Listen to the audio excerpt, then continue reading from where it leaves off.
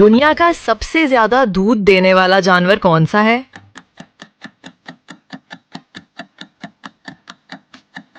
सही जवाब गाय। वो कौन सा जानवर है जो अपने जिस्म से खुशबू छोड़कर रास्ता पहचानता है?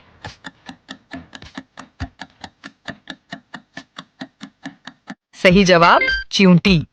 वो कौन सा जानवर है जो अपने मालिक को खुशी में गले लगाता है?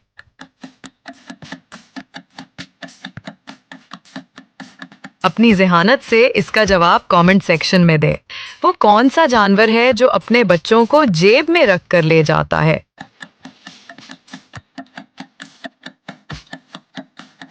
सही जवाब कैंगरू। वो कौन सा जानवर है जो दिन में 20 घंटे तक सो सकता है?